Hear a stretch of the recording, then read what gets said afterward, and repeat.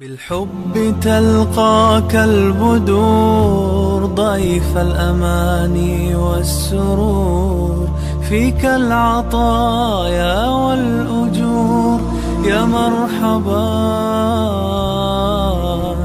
يا مرحبا زين الشكر. إن الحمد لله نحمده ونستعينه ونستغفره ونؤمن به ونتوكل عليه ونعوذ بالله من شرور أنفسنا ومن سيئات أعمالنا من يهده الله فلا مضل له ومن يضلل فلا هادي له ويشهد أن لا إله إلا الله وحده لا شريك له وأشهد أن محمدًا عبده ورسوله أما بعد فإن خير الحديث كتاب الله وخير الهدي هدي محمد صلى الله عليه وسلم وشر الأمور محدثاتها وكل محدثة بدعة وكل بدعة ضلالة وفي رواية وكل ضلالة في النار.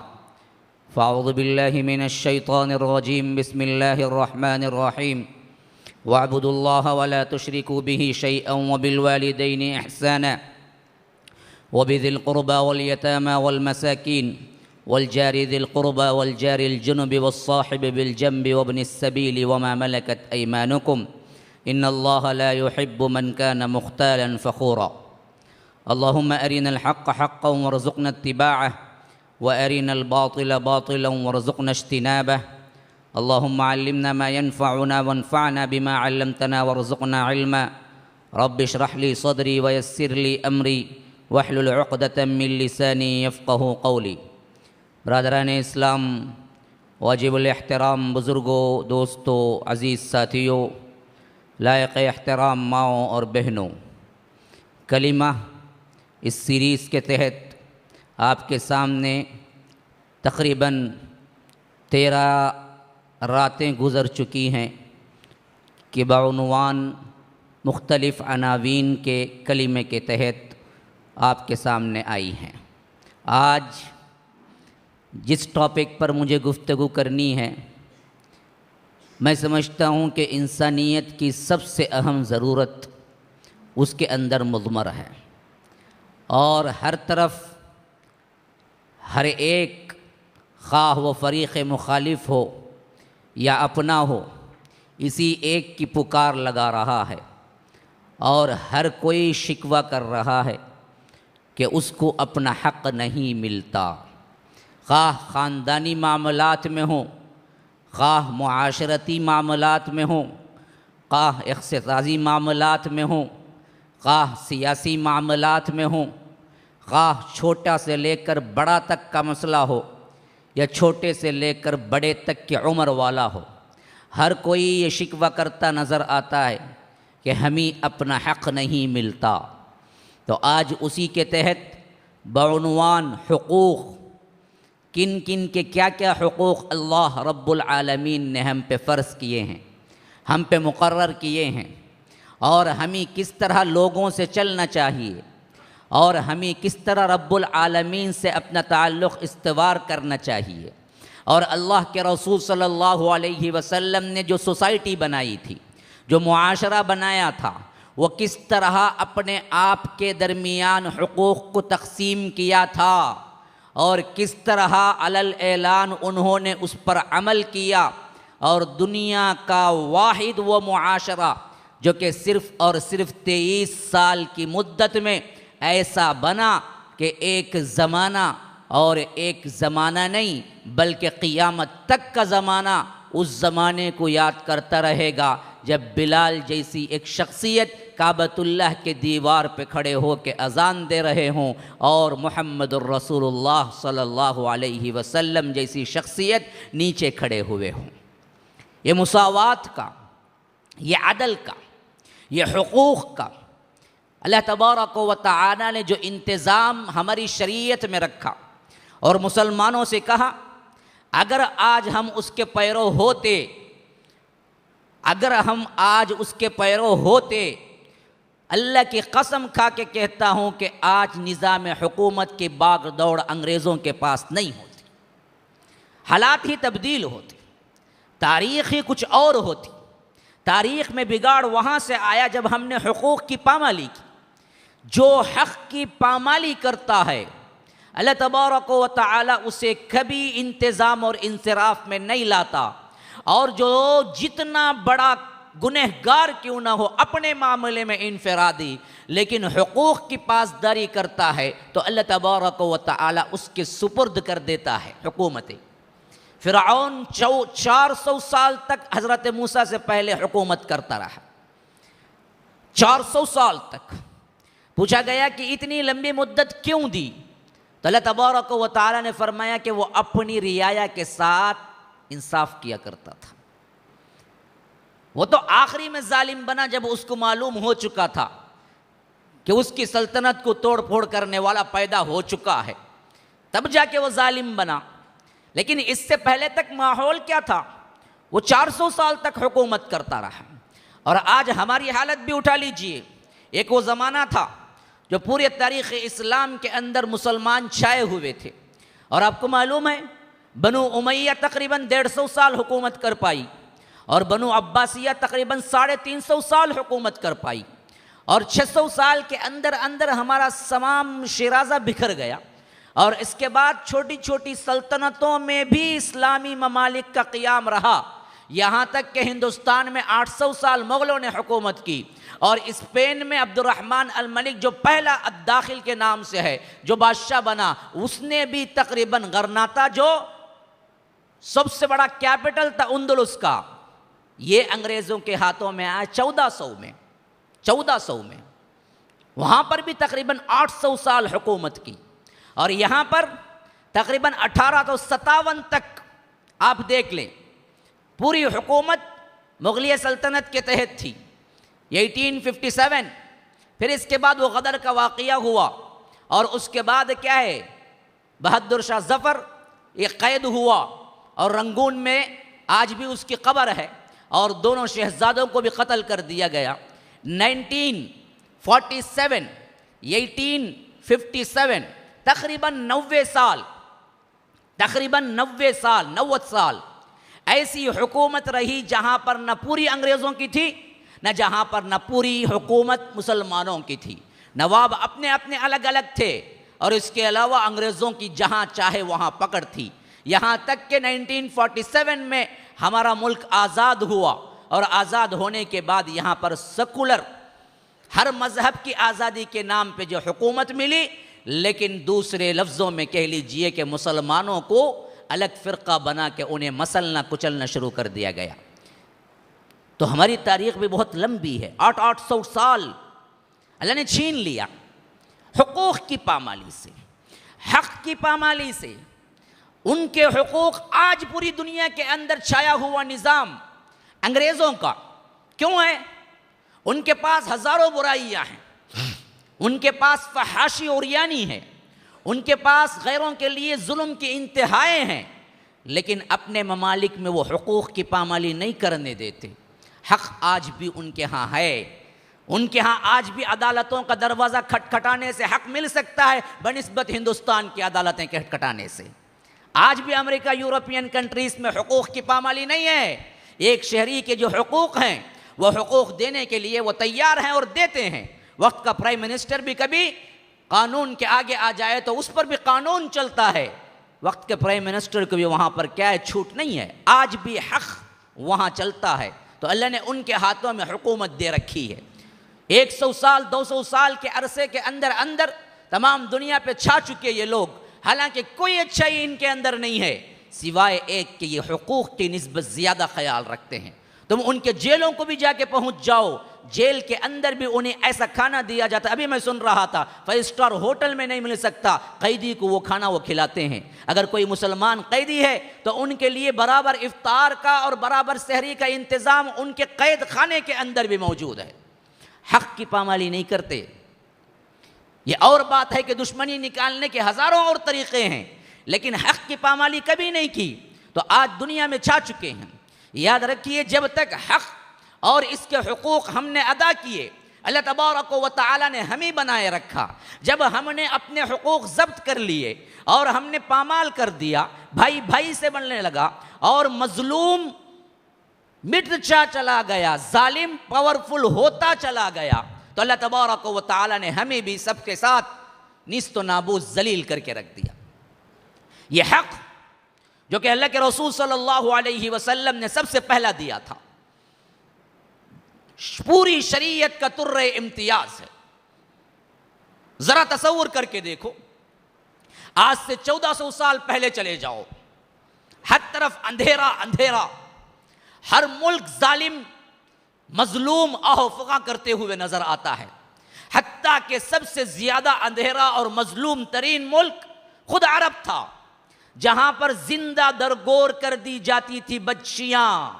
وَإِذَا بُشِّرَ أَحَدُهُمْ بِالْأُنثَىٰ ظَلَّ وَجْهُهُ مُسْوَدًّا وَهُوَ كَظِيمٌ يَتَوَارَىٰ مِنَ الْقَوْمِ مِنْ سُوءِ مَا بُشِّرَ بِهِ أَيُمْسِكُهُ عَلَىٰ هُونٍ أَمْ يَدُسُّهُ فِي التُّرَابِ۔ لڑکیوں کے ساتھ اس درجہ ظالمانہ سلوک معاشرے کے اندر عام ہو چکا تھا کہ وہ اگر پیدائش کی کوئی خوشخبری ملتی تو یہ خوشخبری نہیں سمجھتا، ان کو زندہ درگور کر دینا سب سے بڑا اہم فریضہ سمجھتا تھا۔ یہاں تک کہ حقوق کی پامالی ایسی تھی کہ اگر کسی باپ نے 2-3 بیویاں کی ہوں اور ایک بیوی سے اولاد ہے اور وہ بڑا بچہ ہے تو باپ مرنے کے بعد اپنی ماں کو اپنی زوجہ بنا لیتا تھا، اپنی ماں کو، اپنی سگی ماں کو نہیں، سوتیلی ماں کو۔ ماں 2-3 بیویاں رکھتا باپ، تو اس کے مرنے کے بعد ترکے میں اس کی بیویاں بھی تقسیم کر دی جاتی، اور بڑا بیٹا جو ہوتا وہ خود سوتیلی ماؤں کو نکاح کر لیتا۔ وَلَا تَنْكِحُوا مَا نَكَحَ آبَاؤُكُم مِّنَ النِّسَاءِ إِلَّا مَا قَدْ سَلَفَ۔ اللہ تبارک و تعالیٰ نے حکم دیا بعد میں کہ ہرگز ہرگز اپنے باپ جو بھی ہیں اگر انہوں نے نکاح کیا ہے کسی عورت سے تو بیٹوں پر حرام ہے، کہ وہ تمہاری سگی ماں ہو یا سوتیلی ماں ہو، الا ما قد سلف، جو ہو چکا سو ہو چکا۔ سنن الدارمی کے اندر یہ صحیح روایت موجود ہے، اللہ کے رسول صلی اللہ علیہ وسلم بیٹھے ہوئے تھے، ایک صحابی آئے، مسلمان ہوئے، زار و قطار رونے لگے، زار و قطار رونے لگے۔ کہا کہ ایسی کیا چیز ہے جو تمہیں رلا رہی ہے؟ تو کہا کہ اللہ کے رسول، میں نے اپنی زندگی میں اتنا بڑا گناہ کیا ہے، آج بھی دیکھتا ہوں تو میرے رونگٹے کھڑے ہو جاتے ہیں کہ اللہ تبارک و تعالی مجھے معاف کر دے گا اس اسلام کے ذریعے سے۔ تو اللہ کے رسول صلی اللہ علیہ وسلم نے پوچھا، آخر ویسا کون سا گناہ ہے جس کے تمہیں احساس کرنے پر بھی رونگٹے کھڑے ہو جاتے ہیں؟ تو وہ صحابی کہنے لگے، اے اللہ کے رسول، میں جب جاہلیت میں تھا تو شادی کیا، شادی کر کے ایک سفر پہ جانا پڑا جبکہ میری بیوی حاملہ تھی اور میں چلا گیا، اور ایک لمبی مدت کے بعد میں واپس آیا تو دیکھا کہ بیوی کا حمل مٹ چکا ہے۔ میں نے پوچھا کیا ہوا تھا؟ حمل تو تھا۔ کہا کہ ایک مردہ بچہ پیدا ہوا، اس کو دفنا دیا گیا۔ تو میں نے کہا کہ چلو خلاص معاملہ ختم ہوا۔ پھر اس کے بعد میں اس کے ساتھ زندگی گزارنے لگا، یہاں تک کہ پڑوس کی ایک چھوٹی بچی میرے ساتھ آنے لگی، کھیلنے لگی، یہاں تک کہ اس کی اور میری انسیت اس حد تک پہنچ گئی کہ میں اسے بے انتہا چاہنے لگا بیٹی کے طور پر، اور وہ مجھے بھی باپ کے طور پر بے انتہا چاہنے لگی۔ ایک حد تک ایسا زمانہ بھی آیا کہ میری زبان سے نکل گیا، کاش کہ تم میری بیٹی ہوتی۔ تو اسی وقت بیوی نے کہا، اگر میں آپ کو سچ بتا دوں تو آپ برا تو نہیں مانیں گے؟ کہا کہ بات کیا ہے؟ بتا کیا بات ہے؟ کہا کہ دیکھو، جو پڑوس کی بچی ہے اصل میں وہ تمہاری ہی بچی ہے، جو حمل تھا وہ مردہ نہیں پیدا ہوا، وہ بچی پیدا ہوئی تھی، اور مجھے ڈر تھا کہ اگر تمہیں خبر کر دی جائے تو تم زندہ دفنا دو گے اس بچی کو، تو میں نے پڑوس میں دے دیا، انہوں نے پالا پوسا، اور یہ بچی جو تمہارے ساتھ آ رہی ہے وہ اصل میں تمہاری ہی بچی ہے۔ آج تمہاری زبان سے جو نکلا کہ بیٹی، تو میں نے کہا کہ چلو آج مسئلہ ختم ہو گیا، تمہیں محبت آ گئی اپنی بیٹی پر، تو اس وجہ سے بتا رہی ہوں کہ اب یہ بیٹی تمہاری سگی بیٹی ہے۔ اس نے کہا کہ اچھا، میں لڑکی کا باپ کہلاؤں؟ یہ ذلت مجھے گوارا نہیں ہے۔ جاہلیت کی انتہا دیکھو، حقوق کی پامالی کا انتہا دیکھو۔ اس نے کہا کہ میں ایک لڑکی کا باپ کہلاؤں؟ جیتے جی یہ نہیں ہو سکتا، تو نے یہ کیوں چھپایا مجھ سے؟ اور آیا، لڑکی کا ہاتھ پکڑا، صحرا کی طرف چل نکلا، وہاں لڑکی کو بٹھایا اور وہ بچی سمجھ رہی تھی پتہ نہیں کچھ کھلونے لے کے دینے کے لیے یا کچھ خاص محبت آ گئی اس کے لیے لے کے نکلا ہے، لیکن جا کے بچی کو بٹھا کے اس کی قبر کھود رہا تھا۔ جب کھود رہا تھا تو اس کی مٹی داڑھی پہ پھٹ رہی تھی، تو وہ بچی ابو جان بول کے اس کی داڑھی کی مٹی نکال کے نیچے ڈال رہی تھی۔ تب بھی اس پر رحم نہ آیا، یہاں تک کہ جب اچھا خاصا گڑھا کھود دیا گیا تو پیچھے سے ڈھکلا اور نیچے گرایا، اور اس کے بعد مٹی ڈالتا چلا گیا، حتیٰ کہ وہ کہہ رہا تھا کہ آخری مٹی ڈالتے وقت بھی میرے کانوں میں اس کی آواز آ رہی تھی کہ ابو کیا کر رہے ہو، ابو کیا کر رہے ہو، ابو کیا کر رہے ہو۔ تب بھی میرا دل پسیج نہ گیا اور میں نے مٹی برابر کر کے آ گیا۔ اللہ کے رسول آج بھی سوچتا ہوں تو رونگٹے کھڑے ہو جاتے ہیں۔ یہ کیفیت تھی، یہ حقوق کی پامالی تھی۔ اللہ کے رسول صلی اللہ علیہ وسلم نے سنا تو زار و قطار رویا ہے، اللہ کے رسول نے خود زار و قطار رویا ہے۔ ایسا کیا تم، ذرا سا بھی رحم نہیں آیا۔ کہا کہ یہ واقعہ صحابہ کو سناؤ۔ صحابہ کو جب سنایا گیا تو پورے صحابہ نے رویا۔ یہ کہاں حالت، پھر وہ کہاں حالت، جب حقوق کی انتہا پاسداری میں صحابی ایک دوسرے سے ایسا سلوک کرنے لگے، سگے بھائیوں کے بھی سلوک ہمیں نظر نہیں آتے تاریخ میں، قیامت قائم ہو جائے تب تک بھی نظر نہیں آئیں گے۔ اللہ کے رسول صلی اللہ علیہ وسلم نے یہ احساس دلایا کہ تم ایک دوسرے کے بھائی بہن ہو، تم ایک دوسرے کے حقوق کو ملحوظ رکھو، تم ایک دوسرے کی مدد کرو، ہمیشہ اپنا آپ مت دیکھو، دوسروں کی مدد کرنے پہ جاؤ۔ تو جہاں تک ہمیں معلوم ہوتا ہے اللہ کے رسول نے پھر اس معاشرے کو اس بنیاد پہ استوار کیا۔ تو سعد بن الربیع، عبد الرحمن بن عوف کا واقعہ کل ہی میں نے بیان کیا، سن لیجئے۔ دو مہاجر ایک انصار، دونوں کو اللہ کے رسول نے صرف ایک لفظ کہا، آج سے تم دونوں بھائی۔ کون؟ سعد بن الربیع انصاری، عبد الرحمن بن عوف مکی مہاجر، صرف ایک لفظ کہا کہ آج سے تم دونوں بھائی۔ سعد بن الربیع خوشحال طبقے کے، سعد بن الربیع کے پاس دو باغ، سعد بن الربیع کے پاس دو کمرے، سعد بن الربیع کے پاس بہت سے کپڑے، سعد بن الربیع کے پاس دو بیویاں۔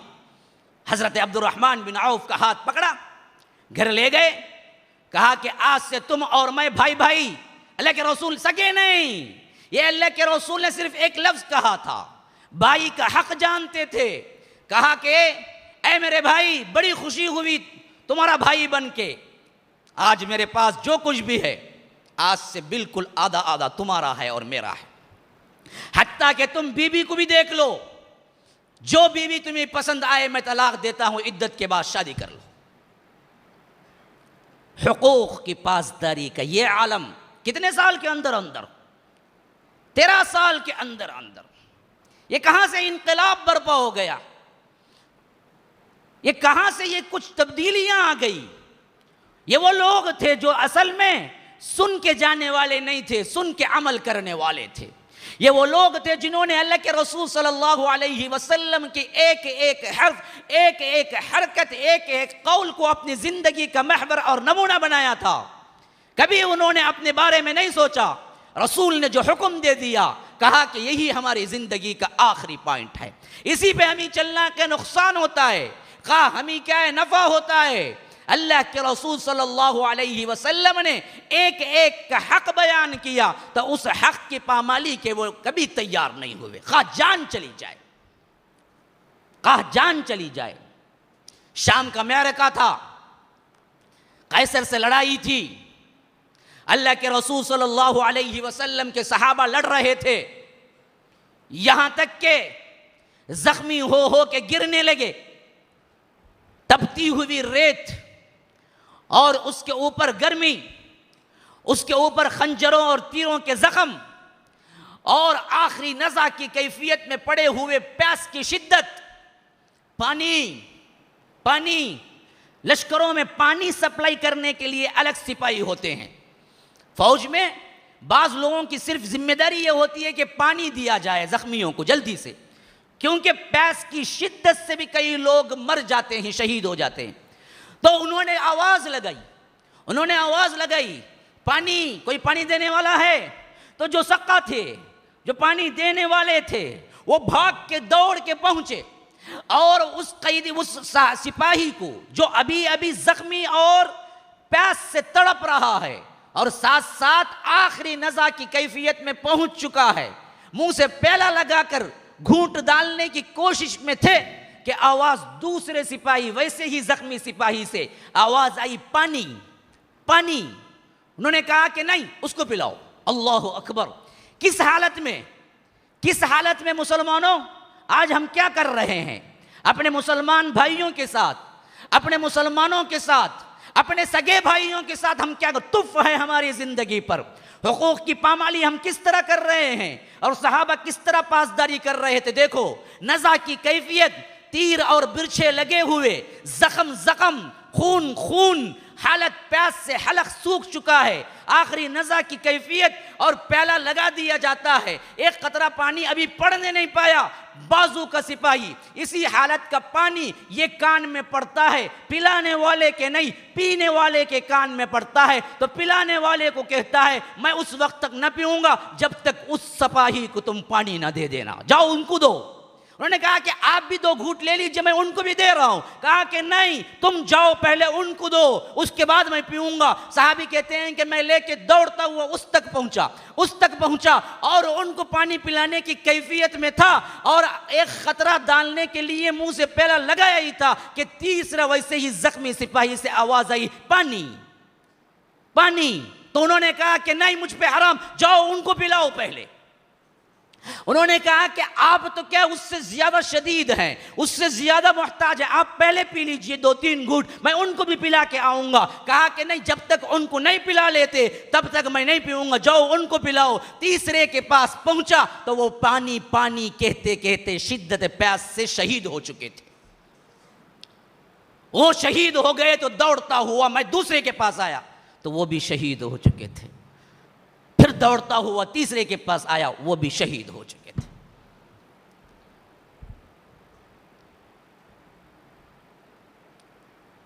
کیفیتیں کبھی ہمارے اوپر گزریں گے، کبھی ہم سوچ بھی سکتے ہیں۔ اپنے سے زائد چیز دینے سے ہمارے دل کیا ہے، آدھے بادے ہو جاتے ہیں، ہمارے دل کے اندر درد اٹھنے لگتا ہے۔ اپنے سے زائد، ہم تو اپنی ضرورت سے زائد چیز دینے کے لیے تیار نہیں ہیں۔ ضرورت کے وقت تو کبھی سوچ بھی نہیں سکتے کہ ہم دوسروں کو دیں گے۔ تمہیں سخت ضرورت ہے، کوئی پوچھے تو کہیں گے پاگل ہو جی، میں اتنی مشکل سے لے کے آیا، مجھے ضرورت ہے۔ لیکن ہمیں تو حقوق یہی سکھائے گئے کہ تمہارے لیے ضرورت ہی کیوں نہ ہو، لیکن کوئی پوچھے تو وہ ضرورت پر تم اپنے آپ کو نہیں، دوسروں کو ترجیح دو۔ حق ہے، حقوق ہیں، اس کی پامالی نہ کرو، پھر تو زندگی میں جانور اور انسان کے کوئی حیثیت نہیں رہتی۔ جانور بھی جس طرح اپنے آپ کو کھاتا پیتا ہے، زندگی گزار کے مرتا ہے، یہی حالت انسانوں کے اندر ہے۔ امتیاز کوئی ہے تو وہ دوسروں کی فکر ہے، دوسروں کی فکر نہیں تو پھر جانور میں انسان میں کوئی فرق نہیں رہ گیا۔ اللہ کے رسول صلی اللہ علیہ وسلم نے فرمایا، ایک رات مہمان آئے ہوئے تھے، اللہ کے رسول نے پوچھا بھیجا، بھائی میرے گھر میں کچھ ہے؟ پہلے بیوی کے گھر سے جواب آیا، کچھ نہیں ہے، کچھ نہیں ہے۔ اللہ کا رسول، کائنات کا سردار، سید العرب والعجم، سید الانس والجن، سید الانبیاء، محمد الرسول اللہ، احمد مصطفیٰ، احمد مجتبیٰ، رحمت للعالمین صلی اللہ علیہ وسلم کے گھر میں کچھ نہیں، یہاں تک کہ پینے کے لیے پانی نہیں، ایک مہمان کو دینے کے لیے ایک گھونٹ دودھ نہیں۔ تو اللہ کے رسول نے دوسرے گھر پوچھا بھیجا، کچھ ہے؟ کہا کہ کچھ نہیں ہے آج رات۔ تیسرے گھر پوچھا بھیجا، کہا کہ کچھ نہیں ہے آج رات۔ چوتھے گھر پوچھا بھیجا، کچھ نہیں ہے آج رات۔ تو اللہ کے رسول مجبور ہو گئے، کہا لوگو میرے پاس مہمانی کے لیے کچھ نہیں ہے، ورنہ میں ان کو میں لے جاتا اپنے گھر۔ آج سمجھو رسول اللہ کے مہمان ہیں، کون ہے جو اٹھ کے قبول کر لے؟ کون ہے جو اٹھ کے قبول کر لے؟ ایک انصاری صحابی اٹھے، کہا کہ اللہ کے رسول آپ کے مہمان پیسے نہیں رہیں گے، یہ میری ذمہ داری ہے کہ ان کو کھلاؤں پلاؤں۔ لے گئے، 3-4 تھے، گھر پہنچے، بیوی سے کہا رسول اللہ صلی اللہ علیہ وسلم کے مہمانوں کو لایا ہوں، گھر میں کیا ہے؟ بیوی نے کہا گھر میں تو کچھ نہیں، آپ کو معلوم ہے گھر میں کیا ہے؟ گھر میں تو جو کے ٹکڑے پڑے ہوئے ہیں، جندانے پڑے ہوئے ہیں جو بچوں کو کام آئیں گے، بس بچوں کی روٹی بن سکتی ہے اور ان روٹی کو کھا کے ہی وہ دراصل سوئیں گے، ورنہ تو بھوک سے ابھی تل ملا رہے۔ انہوں نے کہا کہ بچوں کو کسی نہ کسی طرح بہلا کے سلاؤ، بھوک آئی۔ رسول اللہ کے مہمان واپس نہیں جائیں گے خالی پیٹ۔ کہا کہ اچھا بچوں کی غذا کہاں بس آئے گی ان لوگوں کو؟ کہا کہ اللہ برکت دینے والا ہے، تم کسی نہ کسی طرح انہیں سلا دو اور ان کے لیے کھانا پکاؤ جو کچھ بھی بچت ہے۔ اور مہمان بھی کون تھے؟ رسول اللہ کے مہمان تھے نا صلی اللہ علیہ وسلم، تو وہ بھی اکیلے نہیں کھائیں گے، میزبان بھی ساتھ بیٹھے تو کھائیں گے۔ ہماری طرح کیا رکھو جاتے ہی جاؤ بھائی کیا بھی نہیں رکھ دے نہیں، میں دیکھ لیتا ہوں کیا ہے سب باقی کا پورا، میں سنبھال لوں گا دستر کو، میں سب کھانے میں شکتا نہیں بھائی۔ ہاں تو یہ حالت تو نہیں نا، تو وہ بھی تو اللہ کے رسول کے مہمان تھے، تو وہ بھی اکیلے نہیں کھائیں گے، میزبان بیٹھے تو کھائیں گے، وہ معلوم تھا انہیں۔ تو انہوں نے کہا کہ اچھا یوں کرنا تم کہ تم لا کے جو کھانا ہے رکھ دو اور ہم اور وہ لوگ سب بیٹھ جائیں گے اور تم چراغ ٹھیک کرنے کے بہانے چراغ کو بجھا دینا۔ رات کا موقع تھا، چراغ ٹھیک کرنے کے بہانے چراغ کو بجھا دینا اور اندھیرے میں ہم منہ چلاتے رہیں گے، کھانے کی ایکٹنگ کریں گے اور ان کو کھلا دیں گے۔ اللہ اکبر، کیسے کیسے واقعات ہیں، کبھی تصور میں بھی آ سکتے ہیں ہمارے ذہنوں میں۔ گھر کی یہ حالت ہو اور کوئی مہمان آ جائے تو آپ کیا کہیں گے؟ بے وقوف یہاں کیا فاقوں پہ فاقے پڑ رہے ہیں، تو کہاں سے رہا گٹپ کیا گھر کے دیوانے بتنے سے گاڑی گھر کو آئے کہتے ہیں ویسا کیا جا با جا کو دوسرا دیکھ کہاں تبھی میرے پاس کیا بھی نہیں ہے۔ ارے پڑوسی کو نہیں پوچھتا کوئی، آج پڑوس تو پڑوس ہے بہت دور کی بات، سگے بھائیوں کو نہیں پوچھتا اگر غریب ہو جائے۔ 4-5 بھائی ہیں، اس میں سے کوئی پیسے والا ہو گیا تو اس پہ بدبختی اتنی چڑھتی کہ اپنے سگے بھائیوں سے ملنا بولے اس کے لیے حقارت ہوتی۔ وہ سمجھتا کہ میں کیوں جی ملوں، اس کے بعد میرا اسٹیٹس کہاں ہے؟ یہ تو ذرا سا آ گیا پیسہ، اگر اسی میں سے اللہ کوئی ایک رگ بھی نکال دے، دیوانہ بنا پاگل خانے میں ہاسپٹل میں سر مارتے پھرتا۔ کہاں کا فخر، کہاں کا تکبر، کہاں کی انانیت، کہاں کا میں پنا کہ میں بھی کچھ ہوں؟ یہ سب کچھ اللہ کے ہاتھ میں ہے۔ تمہارے دماغوں کی ایک رگ ڈھیلی کر دے، ارے رگ تو بہت دور کی بات ہے، میں نے اس پر تجربہ ہوا ہے مجھے بہت سے مریضوں سے، رگ تو بہت دور کی بات ہے۔ یہ کھوپڑی کا چمڑا اور دماغ، اس کے درمیان ایک جل ہوتا ہے، ایک جل دونوں کے درمیان، دماغ اور اس کی جھلی جو ہوتی ہے نا، وہ جھلی اور دماغ دونوں کے درمیان ایک جل اللہ نے رکھا ہے۔ وہ جل اگر اوپر نیچے ہو جائے تو انسان وہ کچھ کرتا ہے کہ آپ ایک دن نہیں رکھ سکتے، اتنا پاگل بن جاتا ہے۔ رگ کچھ نہیں ہوئی، سی ٹی اسکین اٹھا کے دیکھا پورا نارمل، پھر اتنا پاگل کیوں بنا؟ تو کہتے ہیں ڈاکٹر اس کا جل اوپر نیچے ہو گیا، بس اوپر نیچے جل ہو گیا، جل جو اندر ہے صرف۔ اگر اس کو اللہ تبارک و تعالی اوپر نیچے کر دے، تمہیں کوئی گھر میں رکھنے والا نہیں ہوگا۔ انسان کپڑے پہناؤ گے تو کپڑے نکال کے پھرے گا، پہنانا چاہو گے تو بھاگے گا، صرف جل کی کمی سے، رگوں کی نہیں، ابھی کوئی مسلک رگوں تک نہیں پہنچا، جل کی کمی سے یہ حالت ہو جائے گی۔ تو کس پہ فخر کرتے ہو کہ مجھے یوں ہے وہ ہے فلاں ہے فلاں ہے؟ تو اللہ تبارک و تعالی نے جس کو دیا ہے اس پہ فریضہ ہے کہ وہ کیا ہے، غریبوں کو دیکھے، غریبوں کے لیے حقوق ادا کرے۔ تو غرض کے میں بتا رہا تھا، اللہ کے رسول صلی اللہ علیہ وسلم نے جو معاشرہ تیار کیا تھا، اس معاشرے کے اندر حقوق سب سے اہم رکھے گئے، اور یہ حق ان کے بتدریج نسبتوں اور رشتہ داروں کے اللہ تبارک و تعالی نے تقسیم کیا۔ سب سے پہلا حق اللہ تبارک و تعالی کا ہے۔ کیا حق ہے؟ کیا حق ہے اس کا؟ اللہ کا حق کیا ہے؟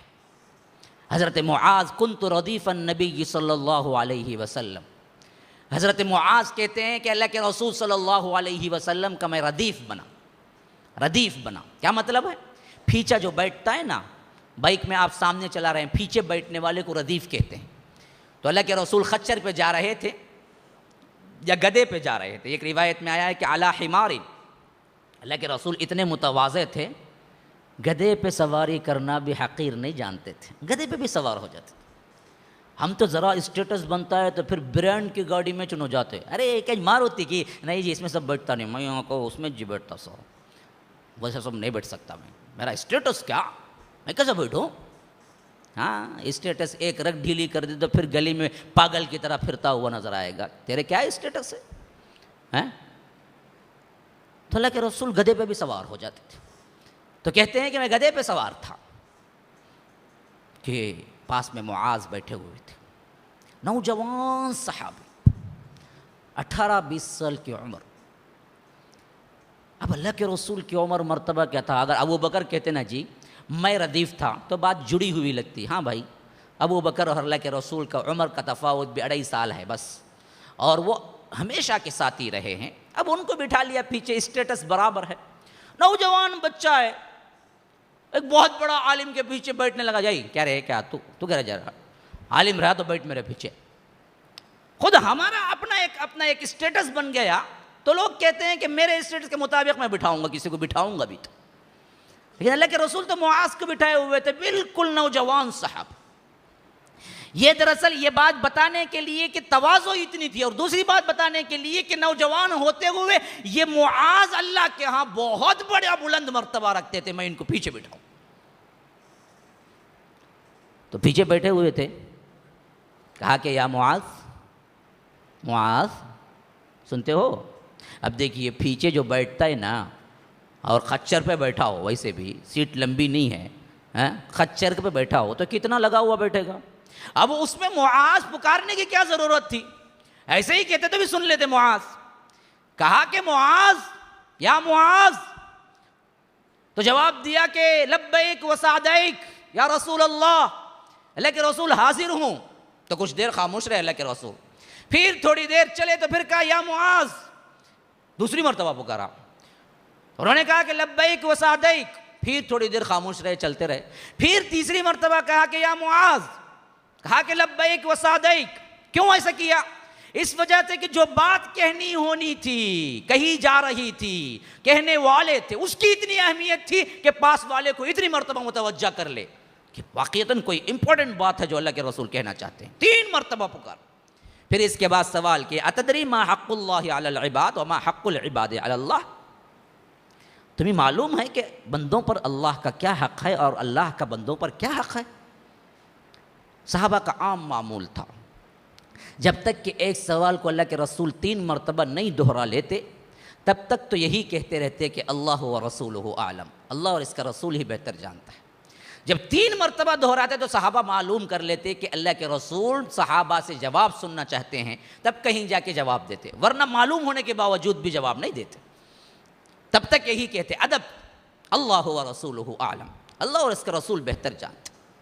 تو اللہ کے رسول صلی اللہ علیہ وسلم نے فرمایا کہ سب سے پہلا حق بندوں پر اللہ کا یہ ہے، بندوں پر اللہ کا یہ ہے کہ وہ اللہ کے ساتھ کسی کو شریک نہ کرے.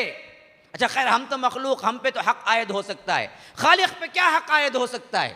لیکن اللہ نے بھی اپنے اوپر حق عائد کیا ہے جس کے اصول کی پابندی اللہ کرتا ہے اور اللہ وعدہ خلافی نہیں کرتا. کہا کہ اللہ کا حق بندوں پر جو ہے، اللہ کا حق بندوں پر جو ہے وہ یہ کہ اگر وہ شرک نہ کریں تو اللہ يعذب،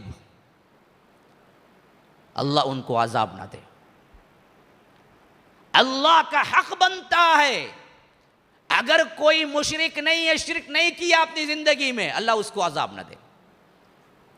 اور ہم پر حق بنتا ہے اللہ کا، ہم کسی حالت میں اللہ کے ساتھ شریک نہ کریں.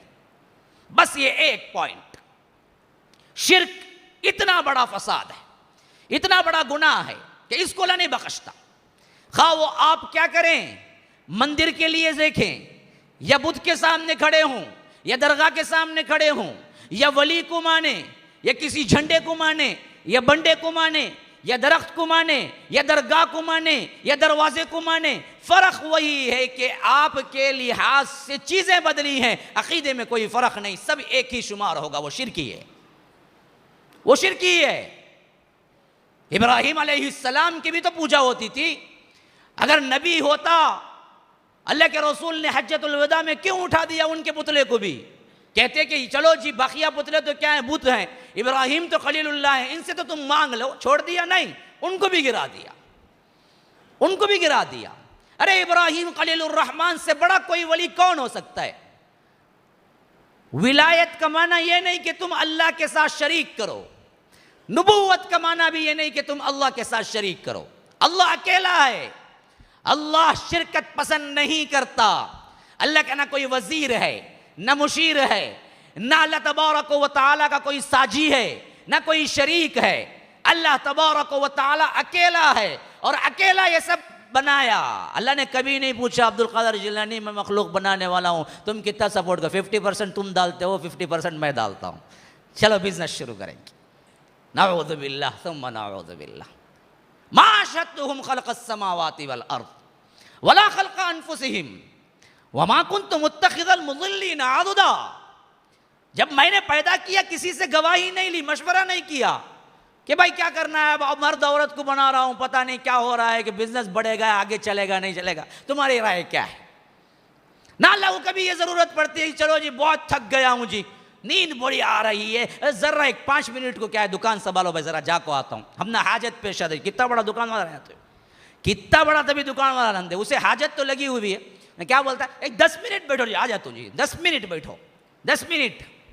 کیا اللہ کو کبھی جانے کی ضرورت پڑی؟ بہت دنوں سے سنبھال رہا ہوں بھائی، تھک گیا ہوں میں، ایک 2 دن سنبھال لو تم بھی، دنیا میں جا کے آتا ہوں۔ ولا یعودہ حفظہما، وہ کبھی تھکتا نہیں ہے کائنات کو سنبھالنے سے، تھکتا ہی نہیں ہے۔ ولا یعودہ حفظہما وہو العلی العظیم، بڑا ہی بابرکت اعلیٰ اور عظیم تر ہے، اسے ضرورت ہی کبھی نہیں پڑی۔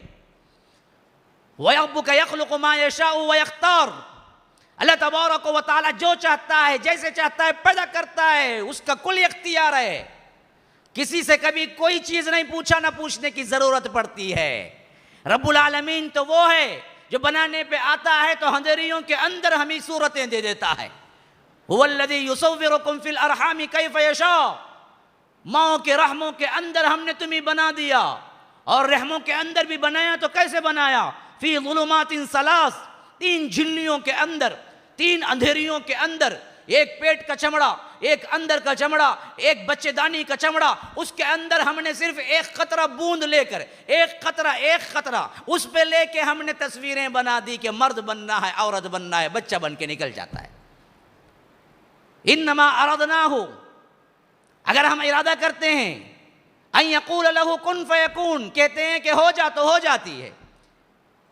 سمندر کو بنانے کے لیے پانی کے قطرے نہیں جوڑے، ساحل کو بنانے کے لیے مٹی کے ذرات کو نہیں جوڑا، درختوں کو بنانے کے لیے لکڑی کا سامان نہیں پیدا کیا، بلی کو بنانے کے لیے شیر کی تصویر نہیں دیکھی، شیر کو بنانے کے لیے بلی کی تصویر نہیں دیکھی۔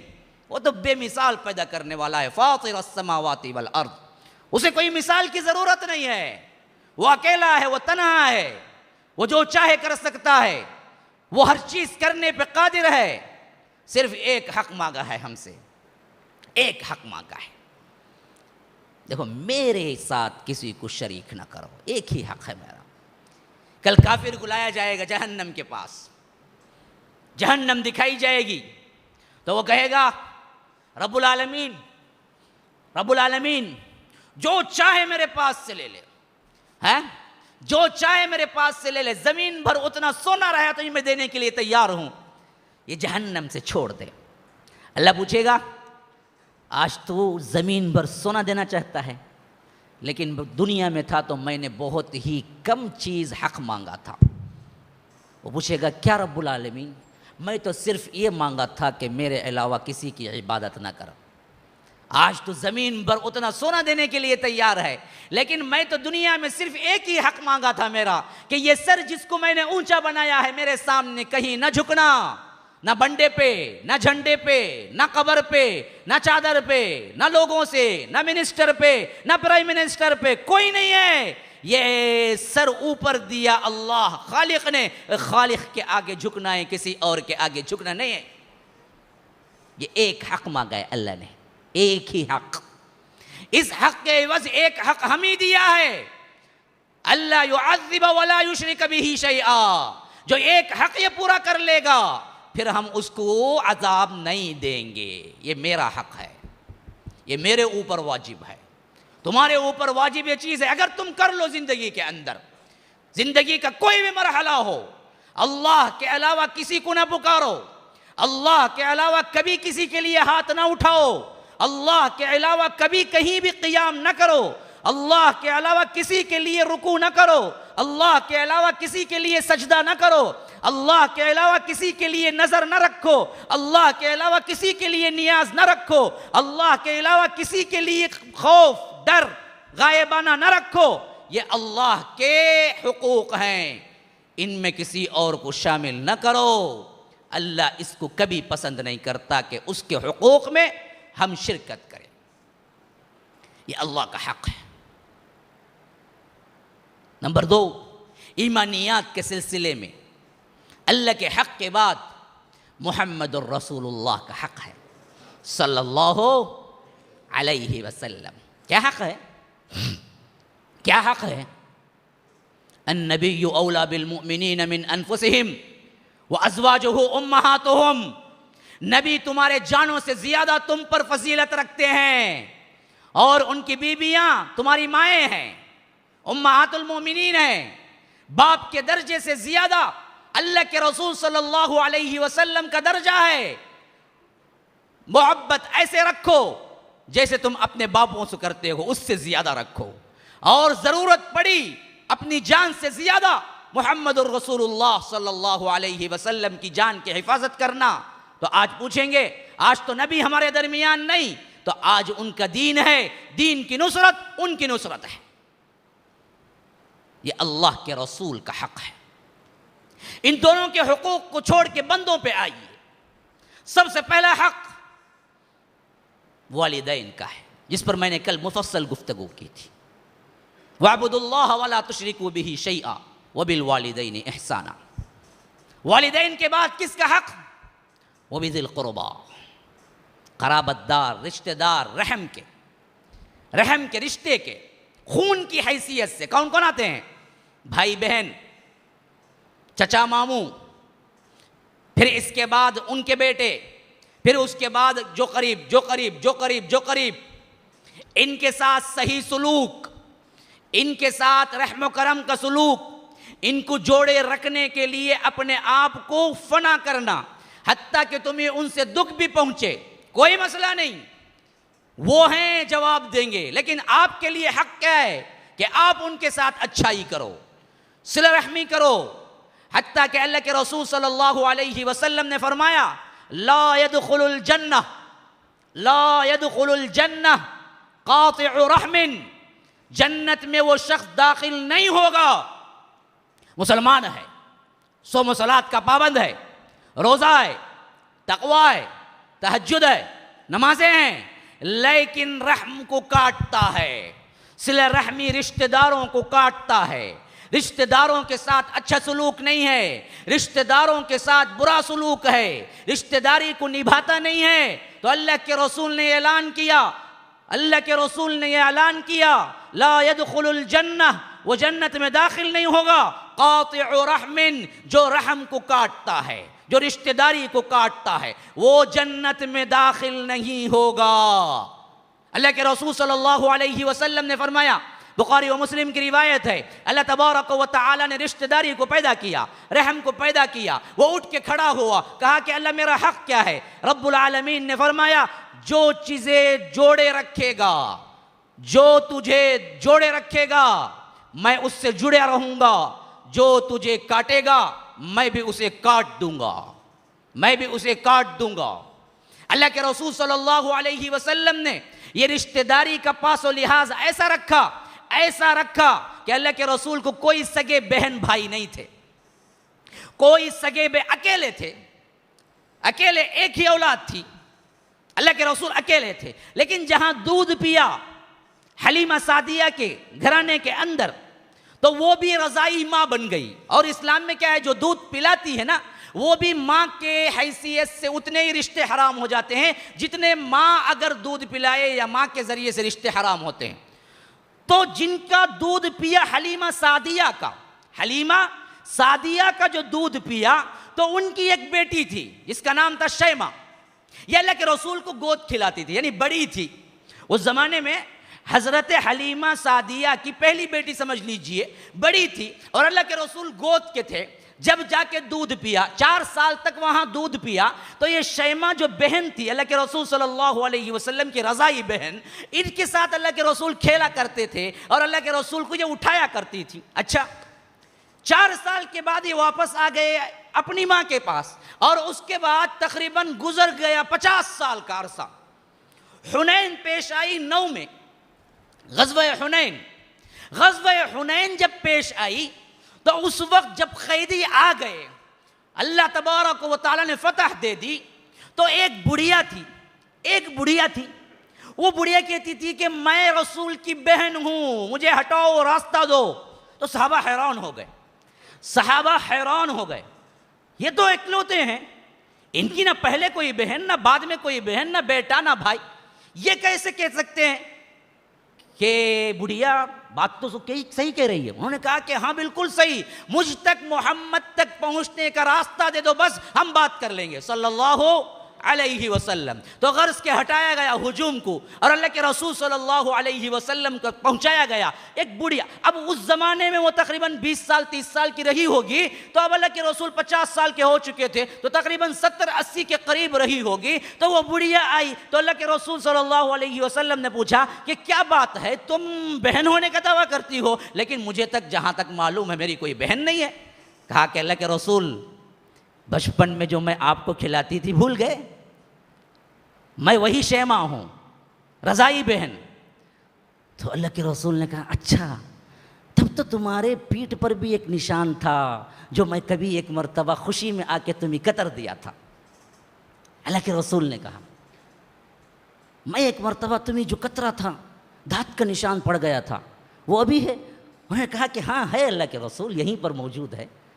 جب یہ دیکھے تو اللہ کے رسول کے آنکھوں سے آنسو گرنے لگے۔ میری بہن،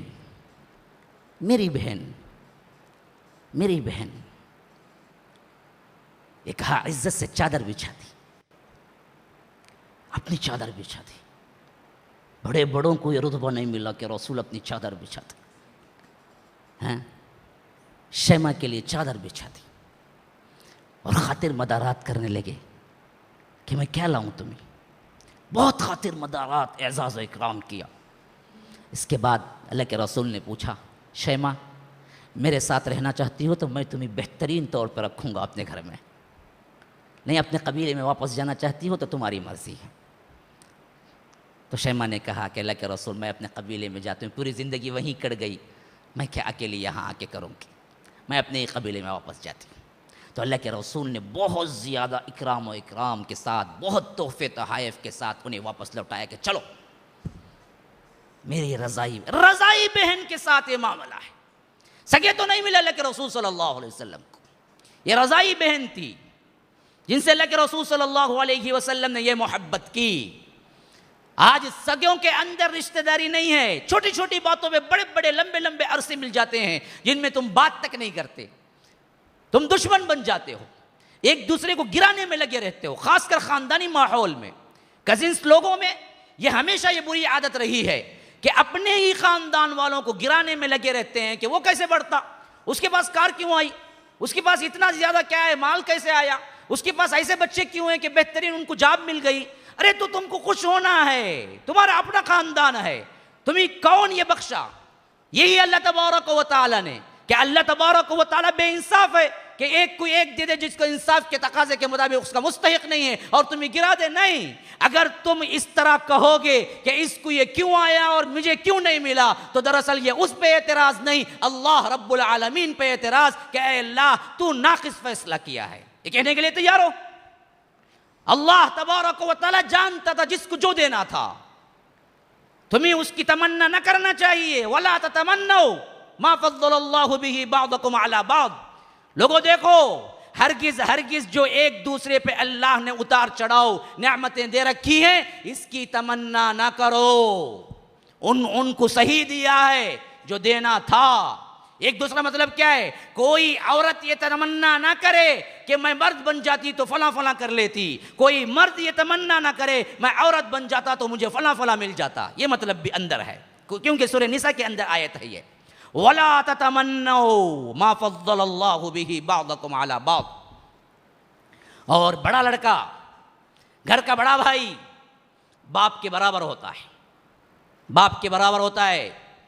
اگر باپ نہیں ہے اس جگہ، اگر بڑا بھائی ہے تو اس کی تعظیم کرو، اس کی عزت کرو، اسی طرح جس طرح باپ کی کیا کرتے ہیں، اس کے حقوق ہیں، اس کا ادب ہے۔ چھوٹے بھائیوں پر شفقت کرو، یہ حق ہے۔ من لم يرحم صغیرنا ولم يؤقر کبیرنا فلیس منا۔ اللہ کے رسول صلی اللہ علیہ وسلم نے فرمایا جو بڑوں کا ادب نہیں کرتا، جو بڑوں سے تعظیم سے پیش نہیں آتا، جو بڑوں کے ساتھ احترام نہیں کرتا، چھوٹوں پر شفقت نہیں کرتا، چھوٹوں پر رحم و کرم سے پیش نہیں آتا، فلیس منا، وہ ہم میں سے نہیں ہے۔ مطلب کیا ہے؟ وہ مسلمان نہیں ہے، ہماری جماعت میں سے نہیں ہے۔ من لم يرحم صغیرنا ولم يؤقر کبیرنا فلیس منا۔ باادب بانصیب، بے ادب بے نصیب ہے۔ یاد رکھ لیجیے، ادب پہلا تقاضا ہے کہ بھائیوں کے ساتھ ادب سے پیش آؤ۔ چھوٹے ہیں انہیں محبت دو، بڑے ہیں انہیں ادب دو اور ساتھ میں محبت دو۔ بہنوں کے ساتھ انتہائی مخلصی کے ساتھ پیش آؤ۔ کیوں؟ دراصل اللہ تبارک و تعالی نے ایک درجہ انہیں اوپر دیا ہے نزاکت کا۔ بہنوں کو کبھی پامال نہ کرو، بہنوں کو اذیتیں نہ دو، بہنوں کے ساتھ بدسلوکی مت کرو، بہنوں کے ترکے مار کے مت کھاؤ، بڑا ظلم ہے، بہت بڑا ظلم ہے۔ کل اللہ تبارک و تعالی اپنے رسول کو وکیل بنا کے پیش کرے گا۔ جو بدبخت بھائی اپنی بہن کا ترکہ دبا لیا، بہن کے ترکے مار کے مت کھاؤ، یہ بہت بڑا ظلم ہے۔ باپ نہیں ہو تو کیا ہوا، رسول اللہ وکیل بنیں گے۔ ظلم ایسا نہ کرو کہ کل جہنم کی آگ بھرنی پڑے۔ ان الذین یأکلون اموال الیتامی ظلما انما یأکلون فی بطونہم نارا۔ جو کوئی ظلماً غضب سے اپنے آپ کا مال جمع کرتا ہے اور اپنے لیے بلڈنگیں چڑھاتا ہے، کل ہم اس کے منہوں کے ذریعے آگ بھروائیں گے، آگ اس کے پیٹوں میں پہنچے گی۔ بہنوں کو حقوق دو۔ حقوق یہ نہیں جو جہیز میں ملتا ہے وہ حق نہیں ہے، حق ان کا ترکے میں ہے برابر کا جو باپ چھوڑ کے گئے۔ بہت سے لوگ اس معاملے میں غلط فہمی میں شکار ہیں کہ جو باپ جہیز دے دیتا وہی ان کا ترکہ ہے۔ باپ مرنے کے بعد بڑا بھائی بولتا جو دینا تھا بابا تمہیں دے ڈالے، ماں اب کیا کو مانگتے ہیں تمہیں؟ بیوقوف۔ اللہ کہتا ہے تلک حدود اللہ، یہ اللہ کی حدیں ہیں۔ اللہ کہتا ہے فریضۃ من اللہ، یہ اللہ کی طرف سے فرض کیا ہوا ہے۔ تو کون سا مائی کا لال آیا ہے کہ اللہ کی حکومت اور اللہ تبارک و تعالی کی شریعت کو بدل دے؟ اللہ کہتا ہے کہ 2 حصہ مرد کا، عورت کا 1 حصہ۔ تم کہتے ہو کہ یہ کیا ہے، ہم نے جہیز میں دے دیا، مسئلہ ختم، باپ مرنے پہ اب تمہیں کوئی نہیں ملے گا۔ جہیز میں دیا یا نہ دیا یہ باپ کا اختیار تھا، لیکن باپ کے مرنے کے بعد برابر کا 1 حصہ اسے ملے گا۔ اگر کوئی انکار کرتا ہے تو وہ شریعت کا انکار کرتا ہے۔ ظلماً ترکے نہ کھاؤ بہنوں کے۔ کتنے بہنوں کے آہ و فغاں میں نے سنے ہیں جن کے بھائیوں نے ترکے دبا لیے، باپ کی میراث نہ دی، کہہ دیا کہ جو دے دیا وہی ہو گیا، جی بہت خرچہ کر دیا ہم نے تیرے شادی پہ۔ کون کرو بولا؟ کون کرو بولا؟ اور یہ کرنے سے کیسے ساقط ہو سکتا ہے حق؟ یہ تو ان کا حق ہے کہ ہندو سماج ہے، ہندو رسم و رواج ہے جہاں پر آپ کیا دان دہیج، انہی سے نکلا یہ دہیج۔ کیا مطلب؟ ان کے ہاں ترکے کا کوئی تصور نہیں ہے، ان کے ہاں ترکے کا کوئی تصور نہیں ہے عورت کو، تو اسی لیے وہ جاتی ہے تو اسی وقت دان دہیج، اس کو 2 بھی دینا ہے، دے کے چلا دیتے ہیں، مسئلہ ختم۔ کیا شریعت میں یہ اصول ہے؟ شریعت میں کہیں جہیز کا تصور ہے؟ اگر تم نے دے دیا اپنی خوشی سے یہ اور بات ہے، لیکن اس سے ترکہ کیسے مخفوض ہو جائے گا؟ ترکے کے برابر کیسے ہو جائے گا؟ ترکہ دینا ضروری ہے بھائیوں پر۔ اگر کسی نے اپنے بہن کا ترکہ دبایا ہے، اللہ کی قسم کھا کے کہتا ہوں وہ آگ کا ٹکڑا دبایا ہے۔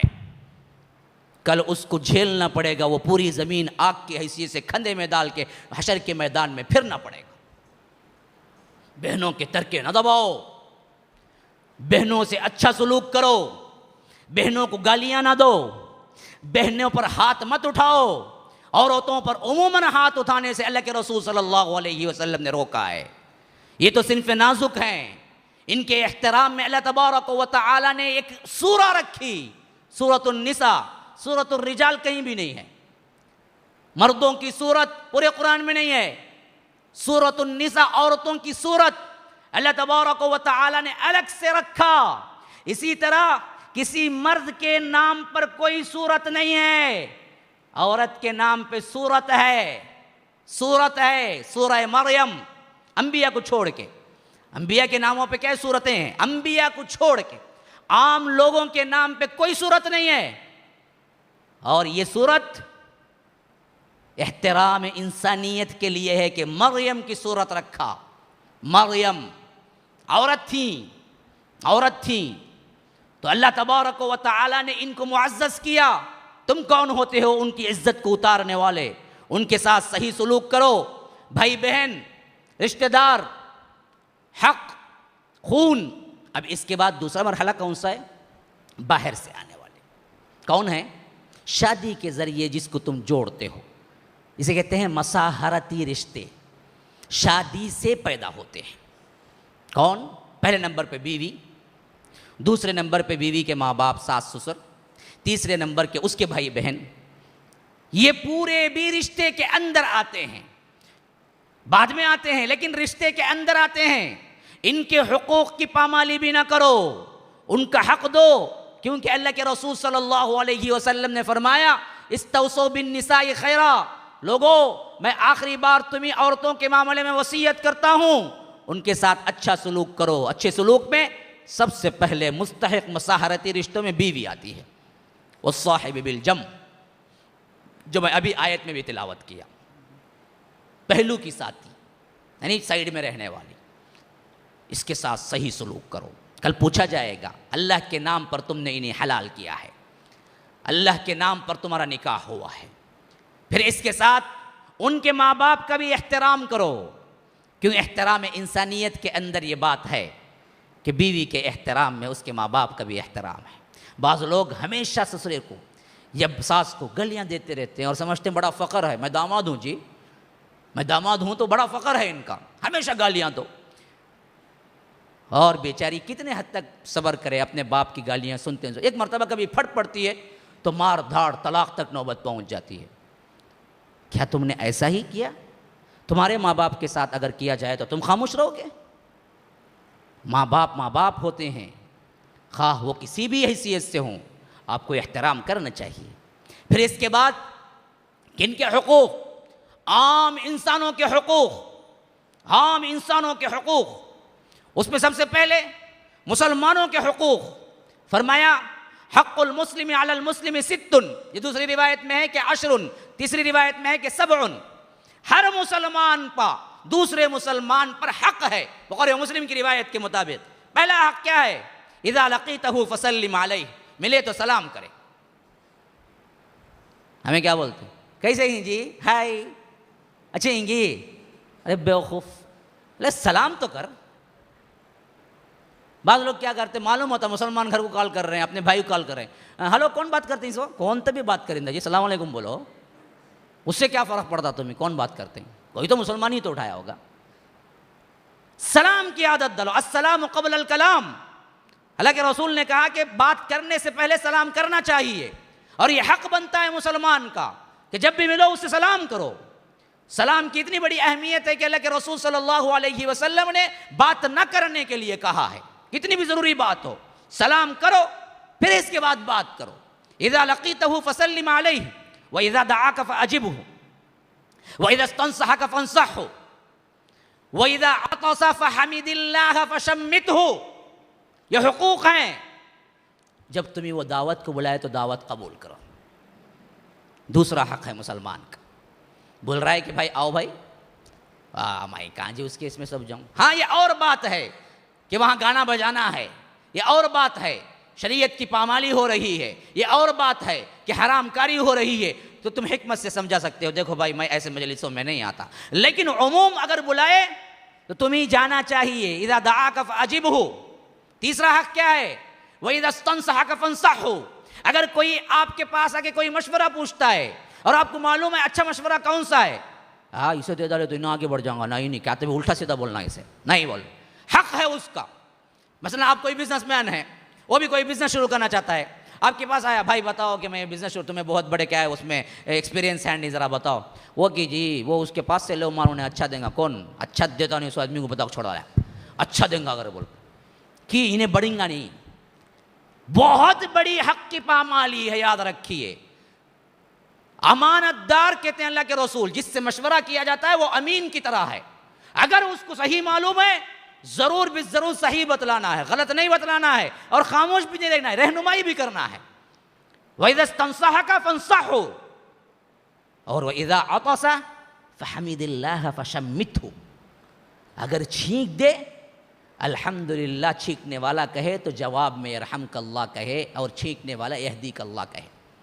اچھے اچھے لوگوں کو میں نے دیکھا ہوں، بوڑھے 50 سال 40 سال آنکھوں بیٹھ کو حج کرتے، پھر بات نہ کر لے گوچ رہتے، پھر حج کر، الحمدللہ کا لفظ ہی نہیں۔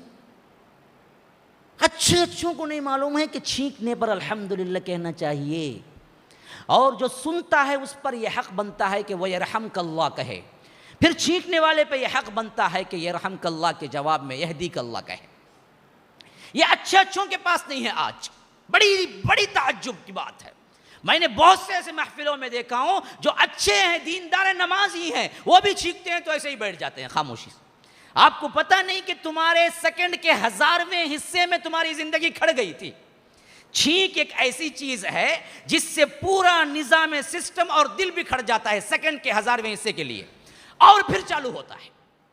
تو اسی پر اللہ کے رسول نے بتایا کہ تمہیں دوسری نئی زندگی ملی ہے تو تم الحمدللہ کہو۔ اور بھائی سنتا ہے تو اس کے لیے کیا ہے، وہ خوشخبری کے طور پہ دعا کرتا ہے کہ یرحمک اللہ، اللہ تم پہ رحم کرے، اور یہ دعا جو دیا ہے اس پر تم پھر دعا کرتے ہو تو یہدیک اللہ، اللہ تمہیں ہدایت پہ قائم رکھے۔ کتنا بہترین ماحول ہے، دیکھیے یہ حق ہے مسلمانوں پر، ہمیں معلوم بھی نہیں ہے، جو باپ باپ کو معلوم نہیں وہ بچوں کو کہاں سے سکھائیں گے؟ یاد رکھیے، وہ اصول سمجھ جائیے، چھینکنے والا ہمیشہ الحمدللہ کہنا چاہیے۔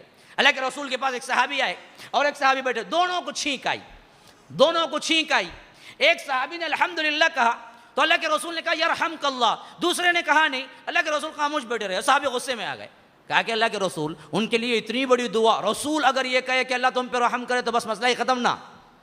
بھائی جو رسول، اللہ کے رسول دعا کریں تو اس کے مسائل تو حل۔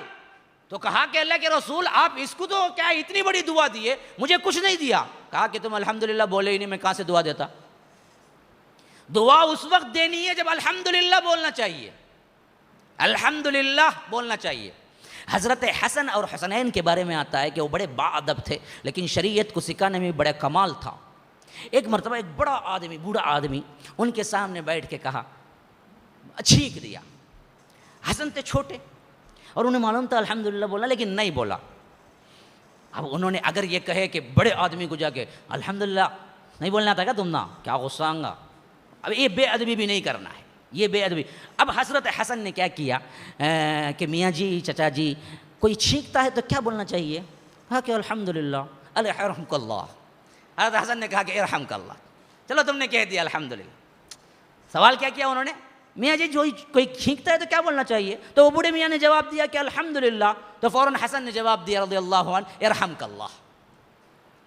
بات کی بات بھی سکھا دی اور جواب بھی دے دیا۔ تو پہلی چیز الحمدللہ بولنا ہے، پھر اس کے بعد یرحمک اللہ بولنا۔ اس کے بعد کا آخری حق کیا ہے؟ بیمار پڑے عیادت کو جائے۔ ہم بیمار پڑتے ہیں تو کیا کرتے ہیں؟ پڑ گیا کیوں نے، اچھا ہوا، نہیں، جانا ضروری ہے۔ اور آخری، مر جائے تو اس کے جنازے کے ساتھ جائے۔ جنازے میں شرکت کرنا حق مسلم ہے، حق مسلم ہے، یہ حقوق مسلمانوں کے۔ عام کے کیا ہیں؟ عام کے کافر ہو، مشرک ہو، ملحد ہو، ہر ایک کے ساتھ برائی نہ کرے، خواہ کتنا ہی بڑا دشمن تمہارا کیوں نہ ہو۔ والصاحب بالجنب وابن السبیل، اچھا ہی کرے، اور پڑوسی اگر بن جائے تو اس کے 3 حقوق بن جاتے ہیں۔ ایک پڑوسی مسلمان بھی ہے، رشتہ دار بھی ہے، تو اس پر 3 حق ہے۔ ایک دوسرا پڑوسی ہے، مسلمان ہے، رشتہ دار نہیں، 2 حق ہیں۔ ایک تیسرا پڑوسی ہے، مسلمان بھی نہیں ہے، رشتہ دار بھی نہیں ہے، دوسرا کسی غیر مذہب کا ہے، لیکن پڑوسی ہے تو اس کا بھی حق ہے۔ اللہ کے رسول صلی اللہ علیہ وسلم پوچھا گیا کہ حق کیا ہے؟ کہا کہ جب بھی تم کچھ بناؤ تو شیروا زیادہ کرو، شیروا دے کے بھیجو، پانی زیادہ ہی ڈالنا کیوں نہ پڑے، کچھ باہر دے کے بھیجو۔ اور ایک صحابیہ نے کہا کہ اللہ کے رسول 2 طرف دونوں دروازے ہیں، اور میں کوئی چیز دینا چاہتی ہوں تو کس پڑوسی کو سب سے پہلے دوں؟ کہا کہ جس کا دروازہ سب سے پہلے آئے اس کو دے دو۔ اور اللہ کے رسول نے کہا کہ وہ شخص ایمان والا نہیں، وہ شخص ایمان والا نہیں، وہ شخص ایمان والا نہیں۔ اصحاب رسول نے پوچھا کہ کون شخص اللہ کے رسول؟ کہا کہ وہ جو اپنے گھر میں پیٹ بھر کے کھائے اور پڑوسی بھوکا رہے، وہ شخص ایمان والا نہیں۔ جس کا پڑوسی بھوکا رہے اور یہ پیٹ بھر کے کھائے، وہ شخص ایمان والا نہیں۔ اور ایک انصاری صحابی بیان کرتے ہیں کہ میں آیا اللہ کے رسول سے کہ ایک شخص باتیں کر رہے تھے، اتنا وقت کہ مجھے بے چین کر دیا کہ اللہ کے رسول کے پاؤں میں درد ہونے لگے گا، یہ سوچ سوچ کے میں بے چین ہو رہا تھا۔ یہاں تک کہ وہ شخص گئے، اللہ کے رسول آئے تو کہا کہ اللہ کے رسول اتنی دیر کھڑی رہے، کون ہے وہ شخص جو آپ کو اتنی دیر کھڑائے رکھا؟ میں پریشان تھا کہ آپ کو کتنا درد ہوا ہوگا۔ کہا کہ تم نے دیکھا؟ کہا کہ ہاں میں نے دیکھا، بہت مبارک چیز دیکھی۔ کہا بہت مبارک چیز دیکھی۔ پوچھا کیا؟ جبرائیل تھے اور اتنی دیر کیا باتیں کر رہے تھے؟ کہا کہ اتنی دیر سے پڑوسی کا حق بیان کر رہے تھے یہاں تک کہ مجھے ڈر لگنے لگا کہ کہیں وارث ہی نہ بنا دے، یہاں تک کہ مجھے ڈر لگنے لگا کہ انہیں وارث بھی نہ بنا دے۔ اتنے پڑوسی کے حقوق ہیں، پڑوسی کو تکلیف نہ دو۔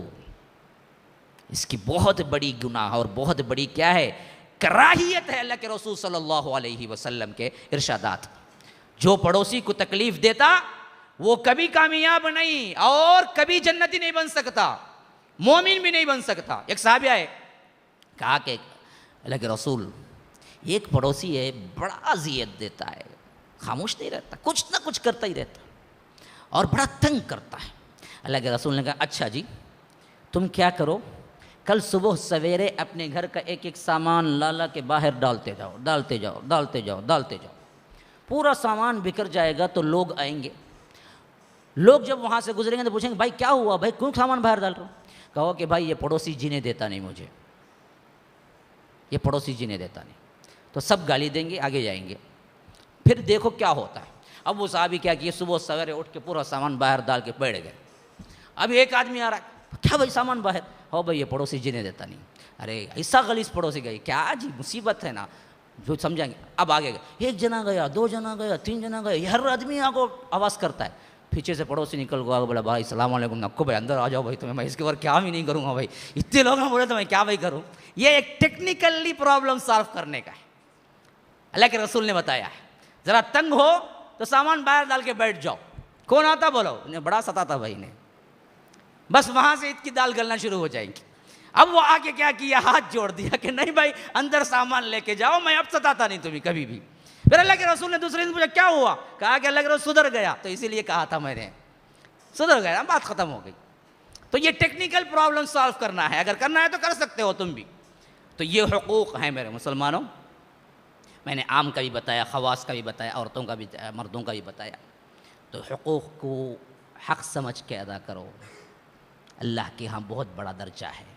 حق کی پامالی کرو تو نہ دنیا میں سکون و چین ہے نہ آخرت۔ اللہ تبارک و تعالی ہمیں حق کو حق سمجھ کر عمل کرنے کی توفیق عطا فرمائے، اور حقوق کے نسبت میں جو کوتاہیاں ہوئی ہیں اللہ تبارک و تعالی ہمیں معاف فرمائے۔ ھذا وباللہ التوفیق، صلی اللہ وسلم علی نبینا محمد۔